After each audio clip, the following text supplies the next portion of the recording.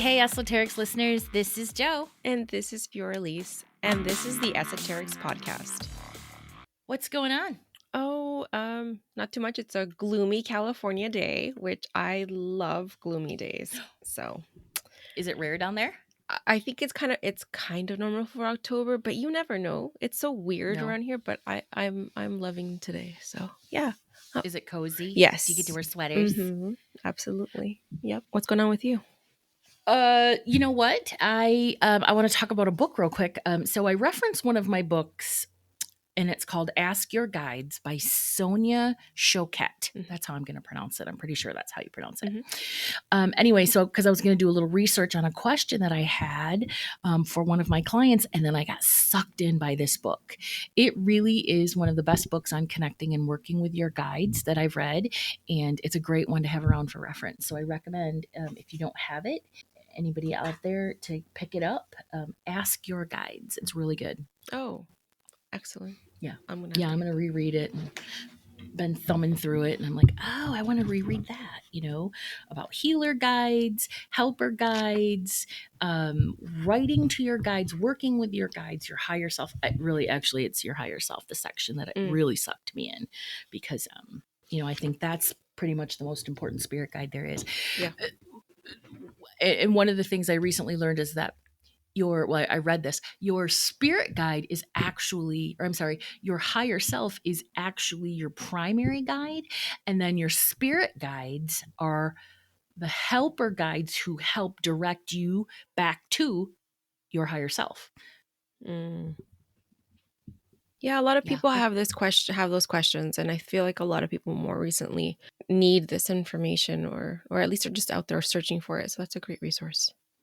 Yeah. What's going on with you? I do not have any personal announcements. My personal life's none of y'all's business. I got a new car.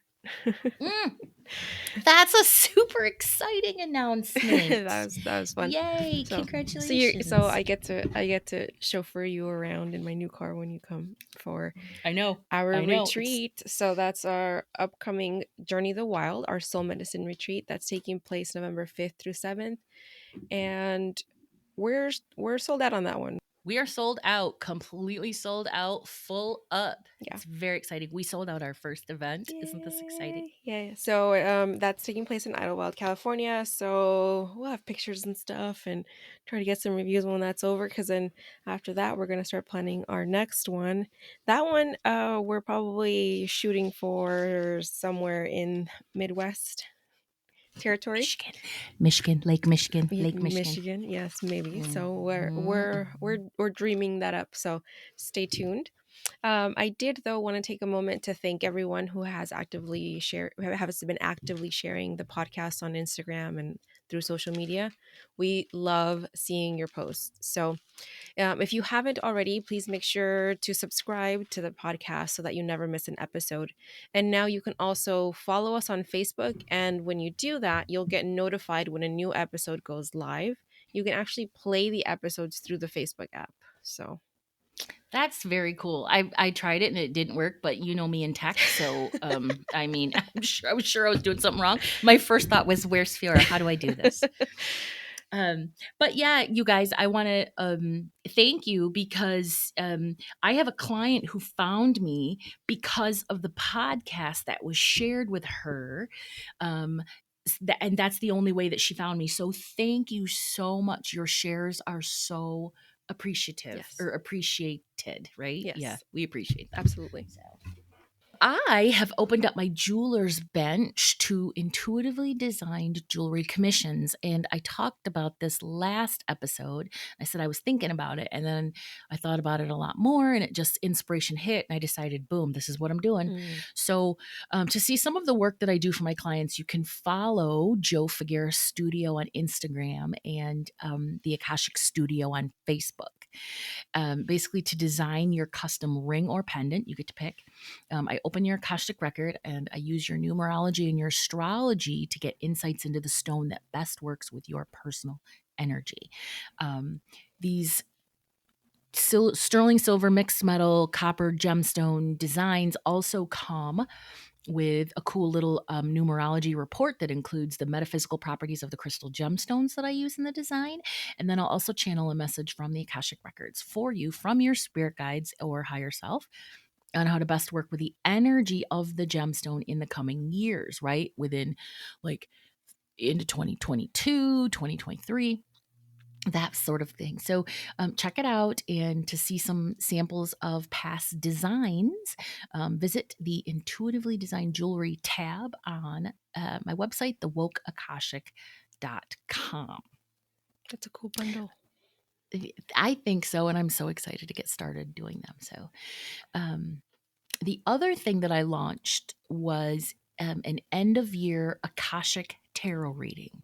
So, this is a 45-minute reading. And what we're going to do specifically is focus on the last 3 months of 2021. So, October, November, and December. And that's going to help you get clear on your path forward and how to use the lessons of the last year to move into really your most powerful self in 2022, right? Mm. Just much better aligned with your soul blueprint. It is an Akashic reading, but in this one, I use tarot cards, which I never use tarot cards in an Akashic reading, but this one's kind of going to be a fun little collaboration. So your record will be opened. Bring 3 questions you have, and the goal is for you to walk away with the knowledge that you need to move into the new year, aligned with sort of the goals of your soul blueprint. So, and it's only $75. It's my least expensive reading. And it's only available through the end of December. So snag it. Awesome. Okay, what are we talking about today? Today we are talking about Dia de los Muertos, the Day of the Dead. Yes, I'm so excited. I've been waiting for this to learn all week. So Yes. So school us. I was super excited to do this research and to put together this episode because for me, part of the shadow work, the soul retrieval that I've been doing has a lot to do with reconnecting with my culture and with its history and really getting down to the deep down of where things come from and all that. So with the Day of the Dead, Day of the Dead is actually it's my favorite holiday. It's my favorite time of the year. So I've always felt super super connected with it. And the first time I ever like had any experience with it was when I was like maybe 5 or 6 years old, and I was in Mexico with my dad, with my family, and we were at a festival and they had the sugar skulls there, and I remember being like, oh, I want one, and like they Mm-hmm. bought me, and it was so cool because it was like an entire skeleton made out of sugar, and it was the coolest thing. So ever since then it's always been very close to my heart. Yeah, why do they call it a sugar skull? A sugar, well, they it's made out of sugar, so Made out of it's sugar. literally made out of sugar. Yes. Yeah. Wow. But those are the authentic ones, right? Because the ones that we see in the stores, they're obviously not made of sugar. Yeah, yeah. I mean, people do make their own though, because there's like little recipes and stuff. You can get stuff on Pinterest to like make your own. It's not difficult, and then you like paint it with food coloring and stuff to make it.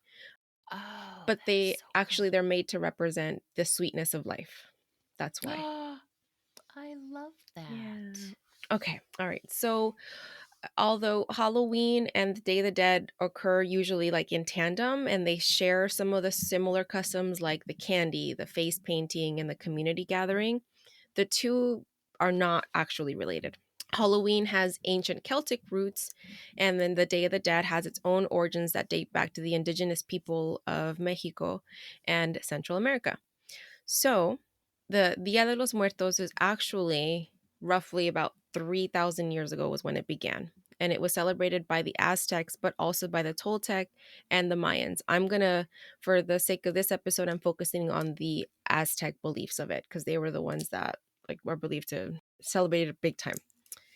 Okay. So with them, death and the dead were seen as a natural part of life that should be honored and celebrated rather than mourned. In particular, though, the Nahuatl people of central Mexico believed that the deceased traveled on years long journey to Chicuna Mictlan, which is the land of the dead, also known as Mictlan. The living would provide supplies such as food and water to aid them on the trek. So I'm going to tie this all in together.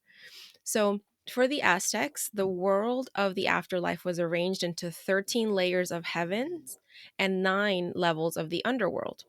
So the fate of the deceased was determined on the basis of how the person died. Oh, Yeah. that's cool. So I've actually heard that this is very similar, and I'm interested to know it's that it's similar to the Norse mythologies and Valhalla. I don't know too much Yeah. about the Norse practices, but I'm Mm-hmm. interested if somebody like wants to share information in Mm-hmm. our group or whatever, like totally open to it. I love when there's parallels between something Yep. that's celebrated on one part of the world and something completely on the other side where they had no communication that we could possibly know of, and they were doing the same thing. So I would love Yeah. that. It's like the Akashic Records, the Exact Book of the Dead, all that. Yeah. exactly, yes. So, most of those who died violent deaths entered the heavenly realms. One of the layers in heaven was reserved for sacrificial victims, those who died in combat, and for women who died in childbirth. The women who died in childbirth were recognized as warriors who fell to the battling infant. Uh, and if you have a toddler, you can relate, right?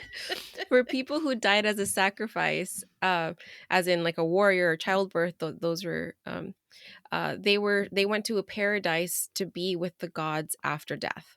However, in contrast, a person who died of disease went to the lowest level of the underworld, Mictlan, which that's kind of messed Well, up. that's not fair. That's messed up. Why? That's not their fault. Yes, it's not their fault. Okay, I'm just making a note here in my margins in my notebook Don't die that I of think that sickness. no, that's unfair.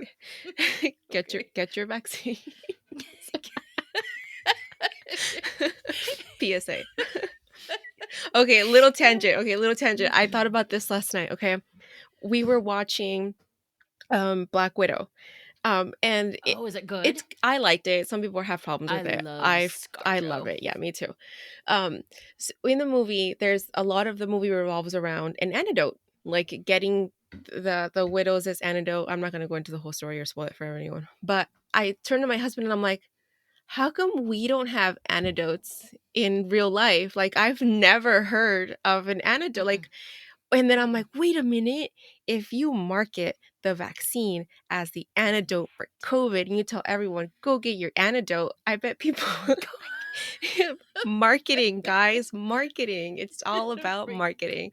Well, Go get your antidote. yeah, Pick go it up. get your antidote. I don't know. Anyway, I just thought it was funny. I'm like, I've never heard of an antidote in real. I mean, other than like for snake poison, but other than that, Right. I've never heard of an antidote that we use regularly. Well, they call it a vaccine. Yeah, yeah. So anyway, Hmm. okay. So sorry, tangent. Yeah, tangent over. Game on. Yes. Game on. So the journey from the first level of the underworld to the ninth was believed to be 4 years long and very difficult. So the dead were often they often sacrifice a dog. Yeah, so and they would bury it with the person who'd passed because they believed that the this dog who they called the Cholot, um he would accompany them through their journey and he would help the soul journey into the underworld. So this also has again the parallels with the Greek, I think it's pronounced Charon, I think, and the Egyptian god Anubis. So again, Mm-hmm. Mm-hmm. similar ideas. And then if you've seen the movie Coco, have you seen that? No, you told me about it last time, and it's in my list of Okay, things to you watch. got to So watch it. Yeah, cuz yeah. in Coco, there's this dog and it's actually like a real like it's one of the Mexican hairless dogs. The Mexican hairless dog is called a cholotzcuintle. And they're cute little dogs, but anyway, that's like that was a representation. That's kind of what that means in the movie. If you haven't, you have to see that movie. It's cute. Some people have problems with it. I'm like, I think they did a pretty good job. People have problems with everything, for Right? You can God's find something wrong sakes. with everything. Like, can you Ugh. just enjoy it for the sake of enjoyment? Right, Anyway, right. Now, as one of those people who can find something wrong with everything, I agree yeah. with you. So, after 4 years of passing these roads, the deceased had ended the wandering and could finally cross a large, plentiful river mounted on this dog. So, that's how that worked. I'm sorry that the dog had to die. Me That's what too. I'm gonna say about I that. know that's sad. But the Aztecs were big on blood sacrifice, so they were just like, Ugh, anyway. I know, savages killing these dogs. All right. uh, so once the exhausting journey was over, the deceased reached the Mictlan and they could approach Mictlantecutli, who was the Lord of Death, and his wife, Mm. Mictecasihuat. So Mic So they had to cross over the river and then they could yes. approach the So gods. Okay. when they were be here, so Mictecasihuat, the Lady of Death, she was the one who actually ruled the land of the dead. So, according to Aztec legend, Mictecasihuat was sacrificed as an infant and she was placed in the underworld to become the wife of Mictlantecuhtli, the king of the underworld. I mean, I took a Nahuatl class and these words are still difficult. You know, right? And I'm not even gonna try it because Yeah. it's like, yeah, what she said. So Mictecasihuat, who is often depicted with flayed skin and a gaping Oh. skeletal jaw, she was linked to both death and resurrection. So, according to one myth, Mictecasihuat and her husband collected bones so that they might be returned to the land of the living and restored by the gods. So, the Aztecs appeased the fearsome underworld gods by burying their dead with food and precious objects. Oh. Like, yeah, so that's also like the Egyptians. The Egyptians did Right. Yep. With similar. the pharaohs and the tombs and all Mm-hmm. that, and the Yes. sarcophaguses. Yep. So back to Mictecasihuat. In the underworld, her role was to watch over the bones of past lives, which would be used to create new life in the living world. However, in order for the bones to be able to create new life, they needed to be stolen from Mictecasihuat and be brought to the living world. As their protector, part of her own life would be carried with the stolen bones. Even after the bones were stolen, she would continue her duty to protect them by returning to the living world every year to make sure that the bones were being properly taken care of. Hmm. Eh, So it's not that she didn't want them stolen. Mm-mm. No, she Yeah. was just Okay. looking over them. Yeah. Yeah. Yeah. Okay. When the time came for her to return to the living world, the Aztecs celebrated Mictecasihuat's return with death festivals and traditional dances, burning incense, song and dance, and blood sacrifice. Uh oh. Yeah, to honor her for her protection of the bones that created life and to seek protection for those who died. So that in itself is the actual origin of Dia de los Muertos. That was the original tradition. Very cool. Very cool. It would be a fun little thing to see that done in animation. Yeah, yeah, it Mm-hmm. would.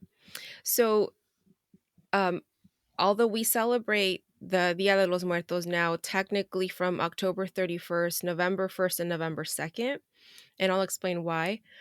The original celebration took place the entire month of the ninth month of the Aztec calendar, which would have corresponded roughly to late July, early August.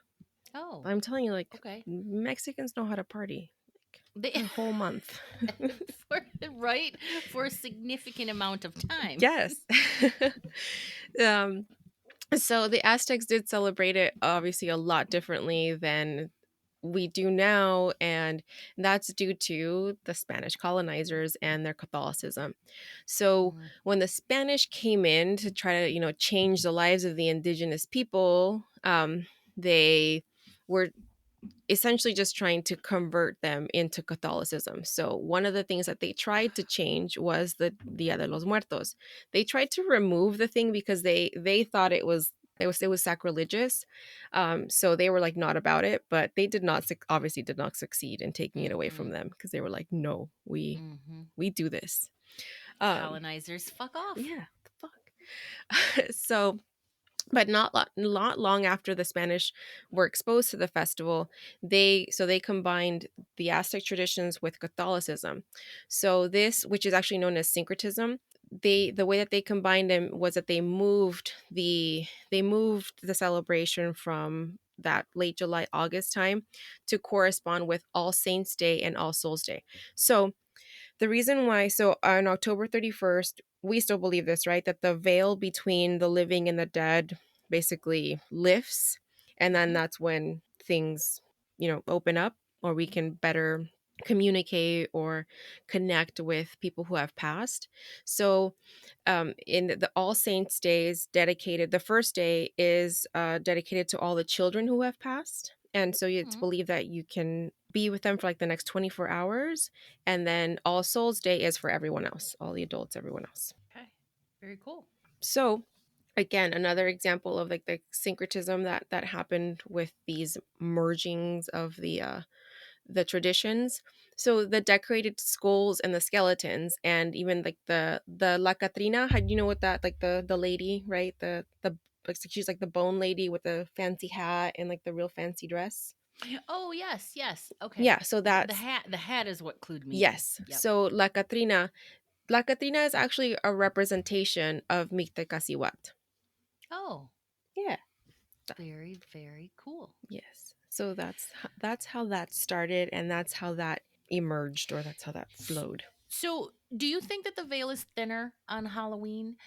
Like, I've never, as a psychic medium, I've never attempted to connect with spirit on Halloween. I'm usually passing out candy or drinking beer or Yeah. something, right? Very unspiritual. Well, seeing as alcohol and spirits, and Okay, so think it's you're kind of somehow spiritual. doing it, even though you're subconsciously doing it, whether you realize it or not.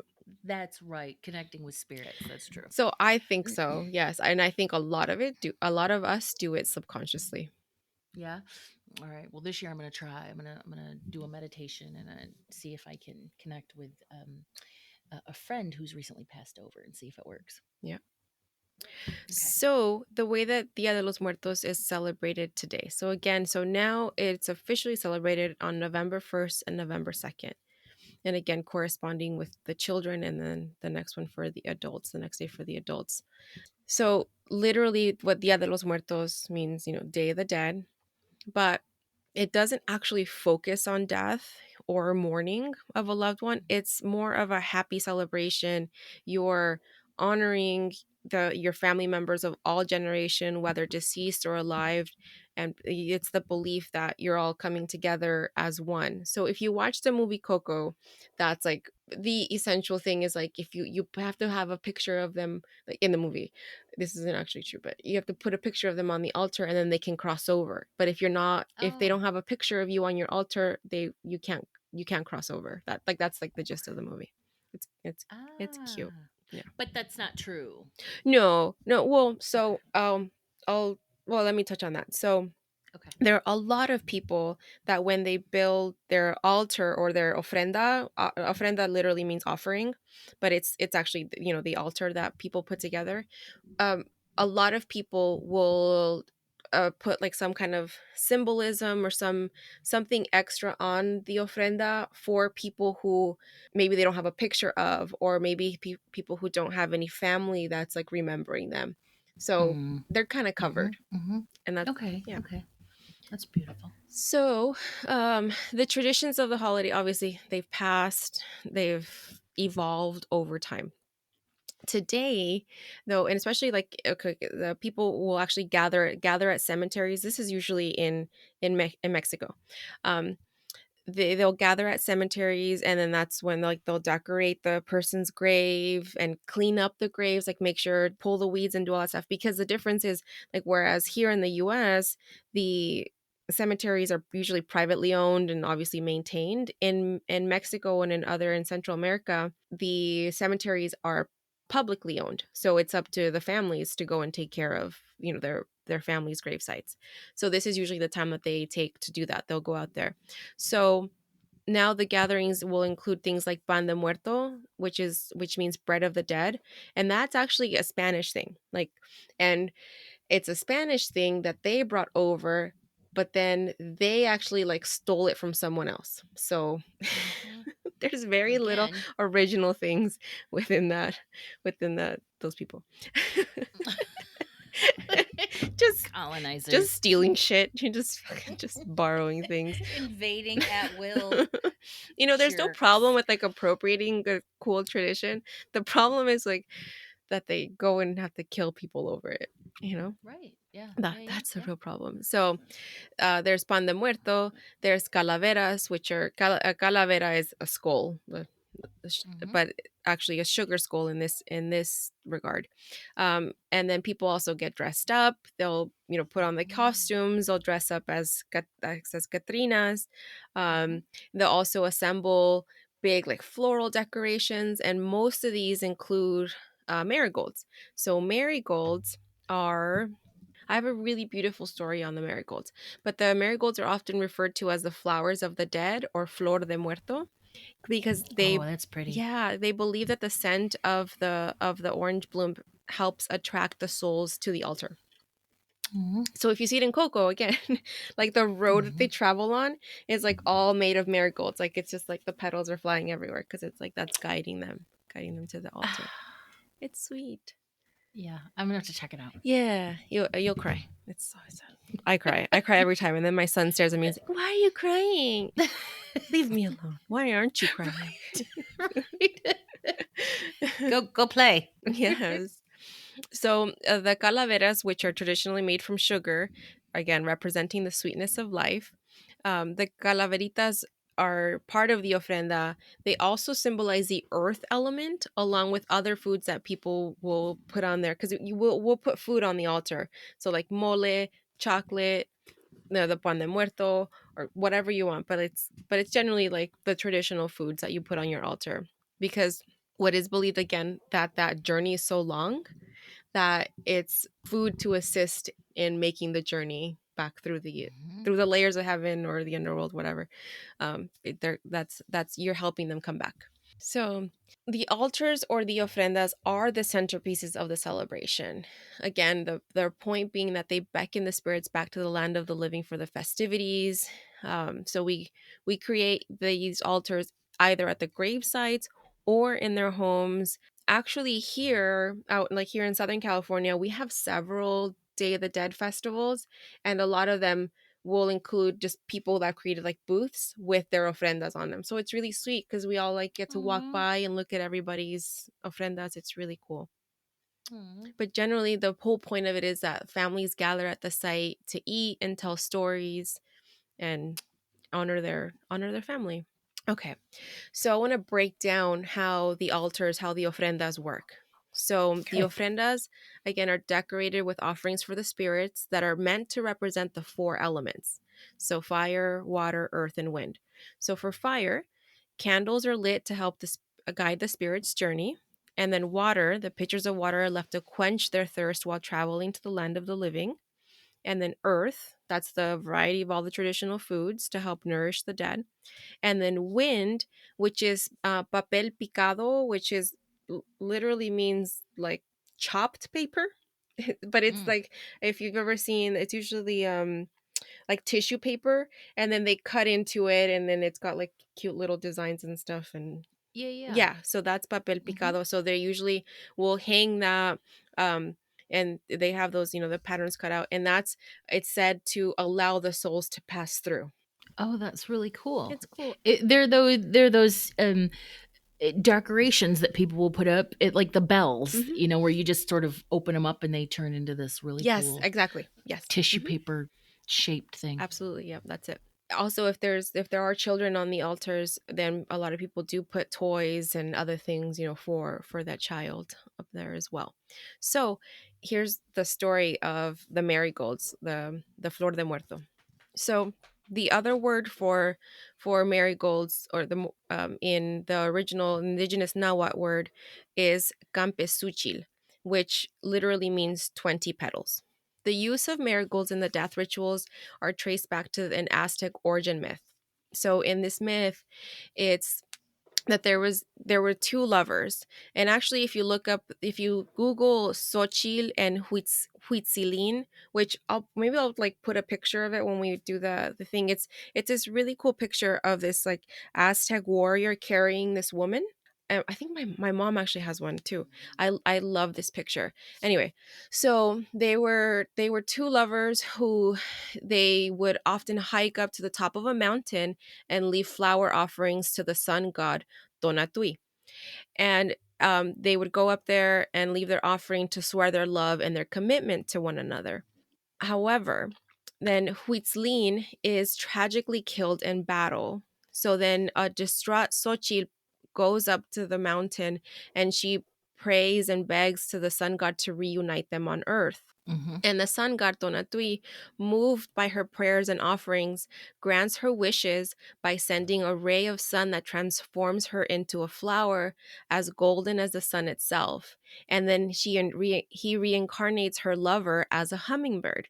So when the Huitzilin, the hummingbird, approaches Xochitl, the flower, with his beak, her 20 petals bloom, filling the air with Campesuchil's distinctive and powerful scent.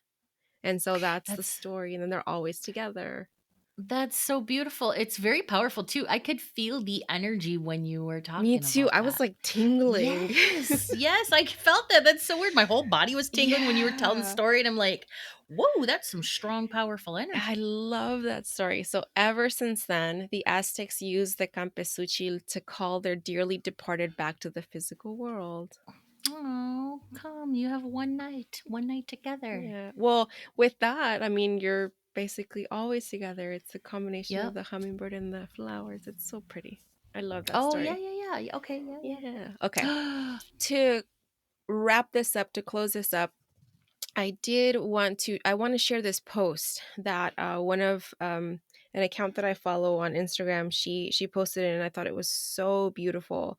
So I asked for her permission to share this. So her username is Daphne La Hechicera, and so I'll link it if you guys want to take a look, because she also posted a picture of her altar. It's beautiful.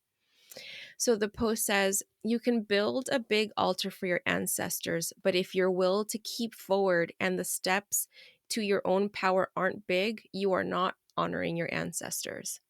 You can make your altar to look beautiful, but if you do not feel beautiful with the nose that you inherited from your uncle, your grandpa's hair, and your grandma's eyes, you are not honoring your ancestors. You can place an insane amount of water in your altar, but if you do not allow yourself to cry, you are not honoring your grandma who had no other option but to swallow her pain and tears. You can place the best food on your altar, but if you do not heal to your relation with food or acknowledge the struggle that was for some of your ancestry to put food on the table, you are not honoring them. You can burn all the copal in the world, but if you do not have that self healing preservation instinct that would have any tree when those resins are produced, how can you offer it to your ancestors? You can play and music for your ancestors, sing to them, but if you do not raise your voice and use your words to fight the oppression and injustice that they lived and scream for reparations, you are not honoring your ancestors. You can make your altar colorful and vibrant, but until you do not acknowledge all your ancestry and make peace with every single color, nuance, pattern of your DNA, you are not honoring your ancestors. For your ancestor, the altar that matters is you. That's gorgeous. She did a great job. She used the beautiful context of the altar and ancestors to script that story. And the cool thing is that it applies in all areas of life. Yes. Hmm. Yes. Oh my God. That's, That's gorgeous. yes. Okay. Give her a lesson, guys, or give her A follow. a follow. Yeah. So I did want to mention, because although this is, obviously it's Mexican and Central American and all that, but regardless of the culture, I just want to put out there that if you feel called to do this and participate, there's nothing to stop you. This is not like a closed practice. The only thing with this is, again, we talked about this before. There's nothing wrong with appropriation. There's just a problem with misappropriation, but it's just a beautiful way to honor your family, to honor your ancestors. So why Hmm. not? Right, right. So, yeah. So basically, don't get wrapped up and worried about if anybody accuses you of misappropriation, because Yeah. this is a beautiful, with just like the poem or the Instagram post, it can apply to any culture. Yes. If you're not doing these things, you're not honoring, those who came before you. Yeah. Yeah. It's a beautiful tradition. Yeah. Yeah. Yay. That was awesome. Thank you so much for share. I love the story at the very beginning. Yeah. Yeah. Well, all the Hmm. stories, I love how all of it Hmm. has there's it's all intertwined with different Mhm. stories and the different myths and all that, the fun stories. I like the little nuances behind, like, Mhm. why do we use this, why do we do that, and all that. But yeah, there's um I mean, just with these traditions, I feel like I know out here, like in Riverside, we've had the Dia de los Muertos festival for years now, like well before like the movie Coco came out and all that. But I feel like even with that movie, like it really did help open some people up. I mean, there's Mhm. something like 36 million people in the United States that identify as Latino or Hispanic, and then 60% of those people identify as Mexican, or some have some kind of Mexican heritage. So it's a lot of us. It's a lot of Yeah. people. And I think it's beautiful stuff worth celebrating, especially when there's such a loving intention behind it. Mhm. And I love to learn about it because I was sort of denied my culture. My grandfather was Cuban, my grandmother was Mexican, and so I was I was denied that when they moved to Michigan from Little Havana, and my grandfather was like, we have to fit in. Hmm. So none of the kids were allowed to, speak Spanish except in the house, and so of course that wasn't taught. I was not taught that. Yeah. That was, so, and then all of the wonderful cultural things that you learn from your grandmother, like cooking and history and all of those things. Of course, she died before I was born, so I didn't get to learn that, Yeah. and that's just not who my mom was, unfortunately. So I love learning about all these through you, so Yeah. thank you for sharing. That was beautiful. It's a beautiful way, again, like the soul retrieval. And on that same token, on honoring that maybe your family didn't feel like they had the liberty Right. to hold all their practices, to keep their traditions going, but you now have the power to change that and to Right. honor your family by Hmm. embracing that culture that maybe they were denied, or that they felt like they Right. couldn't embrace. Right. And I started with my altar. Yeah, it's Hmm. beautiful. All right, you got something for us for the closing vibe? Yeah, I do. So I just want to talk a little bit about the numerology of November and December. Um, so the last months of 2021, they're here. And so, as all of these major planets move forward again, it's really sort of important to know what's happening externally and energetically, because then you can use that to sort of fuel what's happening to you internally, because everybody's going through a major shift. Fiora and I were just talking earlier how lots of established readers are actually shifting out of doing readings and more towards a more creative endeavor, whereas new readers are being asked to step up and take on the mantle of providing readings. Mhm. So when the month of October wraps here in a couple weeks, we'll have experienced a total of 4 planets that are moving direct. And I'm not an expert on astrology. I'm learning, but I do love learning about the planets and how their energy affects us. Yeah. To me, I think that's just so cool. Hmm. Um, so, having been, many of those planets have been retrograde since spring. And I don't know about you, but for me, life has just seemed kind of unsettled and sort of turbulent just since then. Maybe not life, but definitely internal. All right. So, the first thing to understand is that the universe wants what's best for you and your highest good, both individually and collectively. That's its primary focus. So, anything that happens in the universe with these energies, with planetary energies and all of that, it's specifically for your higher good. We might not feel that in the moment, but trust, trust, trust. So now that today, Mercury is finally stationing direct, yay! And then also, what else is it? It's Jupiter. Jupiter. Yeah, Yep, Jupiter's Jupiter. also, yeah. So you might begin over the next couple of days, the next week, to start to feel like you're moving in a new direction where you feel stuck. You might start to move forward. Your ideas, communication issues, or the inability to feel like you're communicating your thoughts properly, all of that is going to start to shift. Okay. Now, know that this shift is going to take a while. So it's not like life's going to change immediately, but that's the whole point of it, is this gradual shift. It's going to take until late January of 2022 to completely complete, right? All these 7 planets that were in retrograde at one time to all shift out and move together.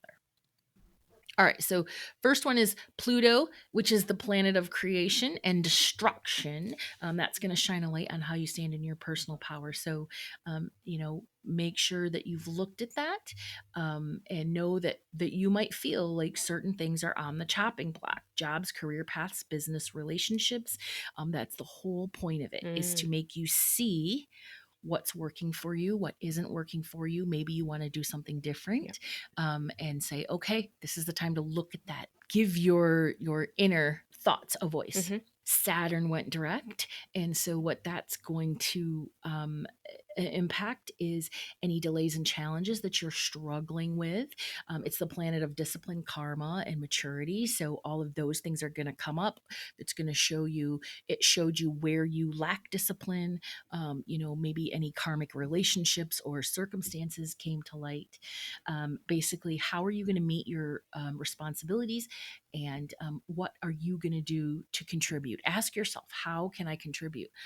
What is my passion? What is my purpose? How can I contribute in a way that makes me feel wonderful, but also, it impacts society in a positive way? That's some energy that has been sort of building up too.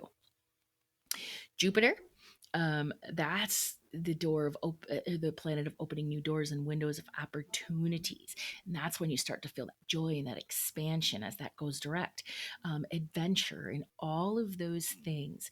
So this is when you might start to feel brave. You might feel a little bit fierce. You might feel like, I'm going to embrace my dreams. Screw it, I'm just going to do it. I don't care what anybody says. Hmm. New experiences and new opportunities. So when that comes, really take advantage of that. Now, there are a lot more. Like I said, there were a total of 7 planets, and I'm not going to get into all of those, but that's the energy that's all taken place in October. Okay, Yeah. so it's a big shift from the beginning of October to now. Hmm. Huge shifts have taken place. Yes, definitely. All right, now what we're going to move into, November is a 7 universal month. That means everybody experiences that 7 energy, regardless of what your life path is or your personal year is. And that 7 month is about learning, personal development, and spiritual growth. 7 is always associated with spiritual growth. So it's time to dive into your truth, your personal truth, and ask some of those bigger questions that you may have been avoiding up until now, or maybe you've pushed them aside or you struggled with them. I know that I struggled with my bigger truth hugely for weeks and weeks. The energy of November is it's going to help support that really, really deep soul searching within. And it's also, um, November is it's the 11th month, and that number 11 is a master number, and so it's a powerful portal to connecting with your spirit guides and your higher self. It's a great time, November, to develop your skills or strengthen your skills intuitively. Awesome. November can also help us sort of address and heal those deepest wounds and clear out any of that shadow. It finds us at our most peaceful in a very long time. So, really take advantage of that. Embrace the peace, give gratitude and appreciation for the peace, and that's going to help you go deeper into the spiritual. Okay, so then we're going to move into December, which is an 8 universal month. That's the power month. Eight is one of my favorite numbers because it's all about material success and action, being a leader, but also helping others. Powerful people that help others become powerful, man, that's badass. It doesn't get more badass Yeah. than that. And it's not about being the most powerful. It's about, I'm going to help you Yeah. and show you how you can be powerful too. Hmm. So that's December is when you may find yourself finally ready to stand in your power. And I'm not just talking about, oh, I'm ready to move forward. No, you finally are like, okay, all right. 2022 is right around the corner. I'm going to do this Yes. thing. Even if it's just you're ready to hold it a little bit in your hands, right? Maybe you're not ready to step into it, but hold it in your hands. Hmm. December, the energy there is going to support an exploration of self trust and our divine connection.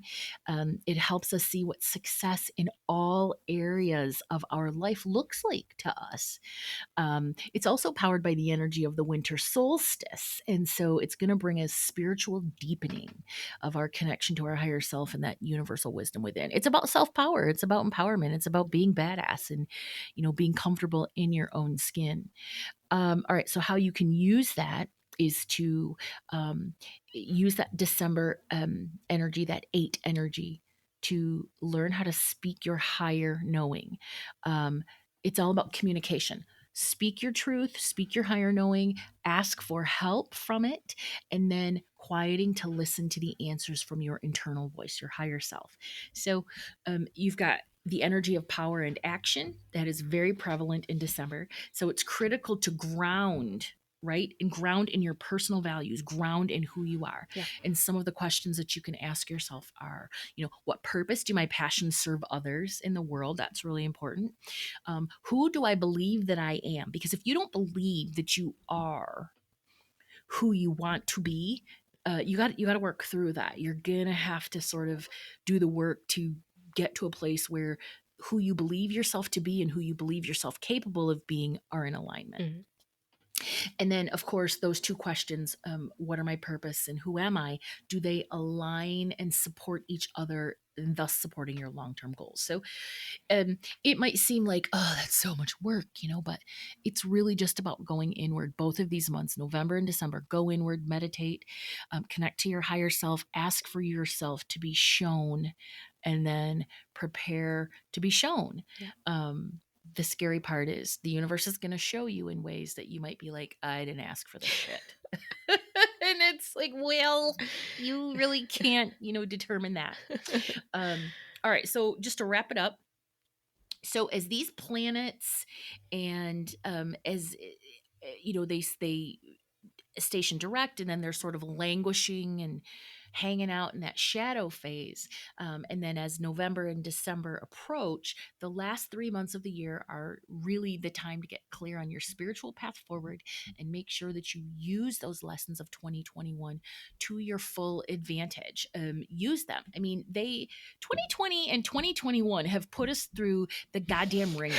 Like, they really have. So fuck them, right? I'm going to use the lessons. What have I learned from these, asshole years? Hmm. What have I learned, and how am I going to use that to stand in my power and say, okay, that's it. I'm going to do this.